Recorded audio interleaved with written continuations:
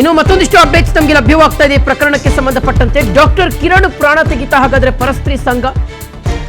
ಕಿರಣ್ ಅವರಿಗೆ ಏನಾದರೂ ಪರಸ್ತ್ರೀಯ ಜೊತೆಗೆ ಸಂಬಂಧ ಇತ್ತ? ಗಂಡನ ಪರಸಂಗಕ್ಕೆ ಬೇಸತ್ತು ಈ ಒಂದು ಮರ್ಡರ್ ಆಯ್ತಾ? ಪ್ರಿಯಾಂಕಾ ಇದೇ ಕಾರಣಕ್ಕೆ ಮರ್ಡರ್ ಮಾಡಿದ್ರ? ಕಿರಣ್ಗೆ ಪರಸ್ತ್ರೀ ಜೊತೆಗೆ ಸಂಬಂಧ ಹೊಂದಿದ್ದಾರೆ ಅಂತ ಪ್ರಿಯಾಂಕಾಗೆ ಅನುಮಾನ ಇತ್ತಂತೆ. ತನ್ನ ಪತಿ ಬೇರೆ ಮಹಿಳೆಯ ಜೊತೆಗೆ ಸಂಬಂಧ ಹೊಂದಿದ್ದಾರೆ ಅನ್ನುವ ಅನುಮಾನ ಇಟ್ಕೊಂಡಿದ್ರಂತೆ ಪ್ರಿಯಾಂಕಾ ಅವರು. ಈ ಸಂಶಯದ ಹಿನ್ನೆಲೆಯಲ್ಲಿಯೇ ಕಿರಣ್ ಅವರ ಕೊಲೆ ಆಗಿರಬಹುದಾದಂತಹ ಅನುಮಾನ ಈಗ ವ್ಯಕ್ತವಾಗ್ತಾ ಇದೆ. ಮನೆಯಲ್ಲಿ ಸದಾ ಜಗಳ ಆಗ್ತಾ ಇತ್ತು. ಕಿರಣ್ ಜೊತೆಗೆ ಪ್ರಿಯಾಂಕಾ ಪ್ರತಿನಿತ್ಯವೂ ಸಹ ಜಗಳ ಮಾಡ್ತಾ ಇದ್ರು. ಅದೇ ಸಿಟ್ಟಿನಿಂದ ತನ್ನ ಪತಿ ಕಿರಣ್ಣನ್ನು ಹತ್ಯೆ ಮಾಡಿದ್ದು ಅಲ್ಲದೆ ಮಗ 8 ವರ್ಷದ ಮಗ ನಿಹಿತ್ನ ಕೊಲೆಗೂ ಸಹ ಯತ್ನಿಸಿದ್ದಾಳೆ. ಆದರೆ ಈಗ ನಿಹಿತ್ ಬದುಕುಳ್ಕೊಂಡಿದ್ದಾನೆ, ಆಸ್ಪತ್ರೆಯಲ್ಲಿ ಚಿಕಿತ್ಸೆಯನ್ನು ಪಡ್ಕೊಳ್ತಾ ಇದ್ದಾನೆ. ರಕ್ತದ ಮಡುವಿನಲ್ಲಿ ಇವರಿಬ್ಬರು ಸಹ ಬಿದ್ದಿದ್ರು. ಇಮಿಡಿಯೇಟ್ ಆಗಿ ನಿಹಿತ್ನನ್ನ ಪೊಲೀಸರು ಆಸ್ಪತ್ರೆಗೆ ದಾಖಲಿಸುವಂತ ಕಾರ್ಯವನ್ನು ಮಾಡಿದ್ದಾರೆ.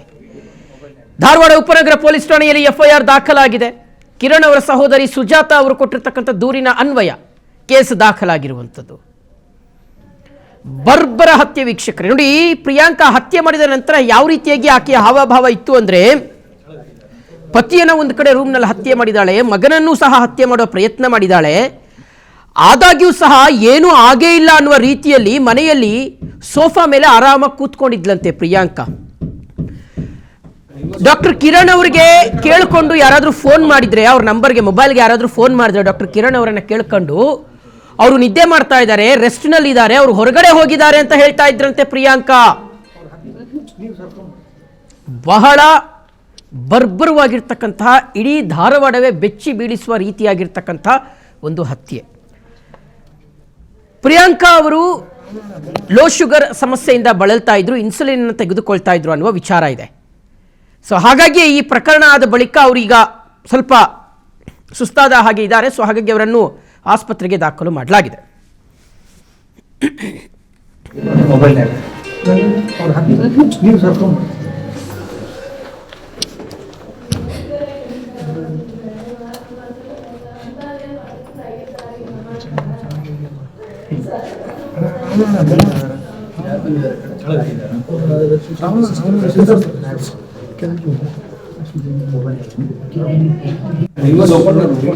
ಓಕೆ, ಇದ್ರ ಬಗ್ಗೆ ಡೀಟೇಲ್ಸ್ ಕೊಡ್ತಾರೆ ನಮ್ಮ ಪ್ರತಿನಿಧಿ ಪರಶುರಾಮ್. ಈಗ ಲೈವ್ ಅಲ್ಲಿ ಕನೆಕ್ಟ್ ಆಗಿದ್ದಾರೆ, ಡೀಟೇಲ್ಸ್ ಕೊಡ್ತಾ ಹೋಗ್ತಾರೆ. ಪರಶುರಾಮ್, ಈಗ ಈ ಘಟನೆ ಇಡೀ ಧಾರವಾಡವನ್ನ ಬೆಚ್ಚಿ ಬೀಳಿಸಿರ್ತಕ್ಕಂಥದ್ದು. ಸ್ವಂತ ಪತಿಯನ್ನೇ ಇಷ್ಟು ಬರ್ಬರವಾಗಿ ಹತ್ಯೆ ಮಾಡಿರ್ತಕ್ಕಂಥ ವಿಚಾರ ಇದೆಯಲ್ಲ. ಸೊ ತನಿಖೆ ಯಾವ ರೀತಿಯಾಗಿ ಸಾಗ್ತದೆ, ಯಾವ ಕಾರಣಕ್ಕೋಸ್ಕರ ಪ್ರಿಯಾಂಕಾ ತನ್ನ ಪತಿಯನ್ನ ಹತ್ಯೆ ಮಾಡಿದ್ದಾರೆ, ಸೊ ಇದ್ರ ಬಗ್ಗೆ ಡೀಟೇಲ್ಸ್ ಅನ್ನ ಕೊಡೋದಾದ್ರೆ. ಶಿವಶಂಕರ್, ಏನು ಡಾಕ್ಟರ್ ಕಿರಣ್ ಅವರ ಹತ್ಯೆ ಆಗಿದೆ, ಸ್ವತಃ ಪತ್ನಿಯ ಈ ಒಂದು ಹತ್ಯೆಯನ್ನ ಮಾಡಿರುವುದು ವಿದ್ಯಾಕಾಶಿ ಧಾರವಾಡವನ್ನ ಬೆಚ್ಚಿ ಬೀಳಿಸುವಂತೆ ಮಾಡಿದೆ.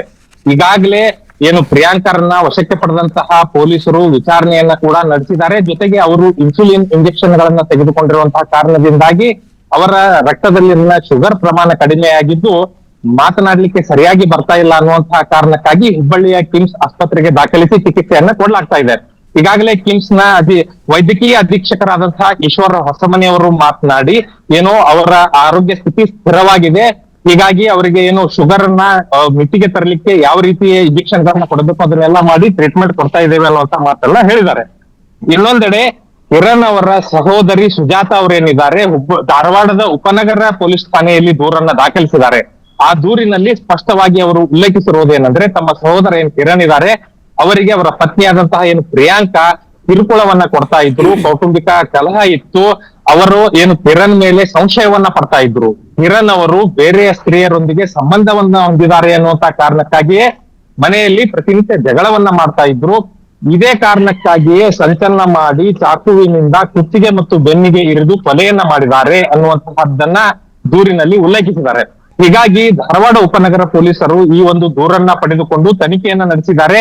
ಈ ವೇಳೆ ಪ್ರಿಯಾಂಕರ್ಗೂ ಪ್ರಶ್ನೆಯನ್ನ ಮಾಡಿದಂತ ವೇಳೆ ಅವರು ನಾನು ಕೊಲೆಯನ್ನ ಮಾಡಿದ್ದೇನೆ ಅನ್ನುವಂತಹ ತಪ್ಪನ್ನ ಒಪ್ಪಿಕೊಂಡಿದ್ದಾರೆ ಅನ್ನುವಂತಹ ಮಾಹಿತಿ ಕೂಡ ಸಿಗ್ತಾ ಇದೆ.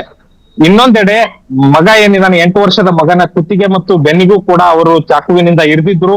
ಮಗು ಕೂಡ ಸಾವು ಬದುಕಿನ ನಡುವೆ ಹೋರಾಡ್ತಾ ಇತ್ತು. ಆತನನ್ನು ಕೂಡ ಖಾಸಗಿ ಆಸ್ಪತ್ರೆಗೆ ದಾಖಲಿಸಿ ಚಿಕಿತ್ಸೆಯನ್ನ ಕೊಡಲಾಗ್ತಾ ಇದ್ದು ಆತನ ಆರೋಗ್ಯ ಕೂಡ ಸ್ಥಿರವಾಗಿದೆ.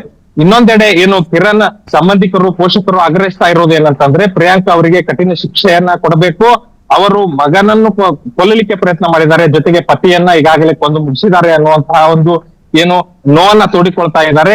ಹೀಗಾಗಿ ಪೊಲೀಸ್ ಆಯುಕ್ತರನ್ನ ಭೇಟಿಯಾಗಿ ಅವರ ಸಂಬಂಧಿಕರು ಮತ್ತು ಕುಟುಂಬಸ್ಥರು ಈಗಾಗಲೇ ದೂರನ್ನ ಕೂಡ ಕೊಟ್ಟಿದ್ದಾರೆ ಮತ್ತು ಹೆಚ್ಚಿನ ಮಾಹಿತಿಯನ್ನ ಪೊಲೀಸರು ಕಲೆ ಹಾಕ್ತಾ ಇದ್ದಾರೆ. ಸ್ವತಃ ಪೊಲೀಸ್ ಆಯುಕ್ತರಾದಂತಹ ಎನ್ ಶಶಿಕುಮಾರ್ ಅವರೇ ಮುತುವರ್ಜಿಯನ್ನ ವಹಿಸಿಕೊಂಡು ಮುಂದೆ ನಿಂತು ಈ ಕೇಸಿನ ಆಗು ಹೋಗುಗಳನ್ನ ವಿಚಾರಣೆ ಮಾಡ್ತಾ ಇದ್ದಾರೆ. ಜೊತೆಗೆ ಏನ್ ಐಒ ಇದ್ದಾರೆ, ಇನ್ವೆಸ್ಟಿಗೇಷನ್ ಆಫೀಸರ್, ಅವರ ಜೊತೆಗೆ ಪ್ರತಿಕ್ಷಣದ ಮಾಹಿತಿಗಳನ್ನ ತರಿಸಿಕೊಳ್ತಾ ಇದ್ದಾರೆ.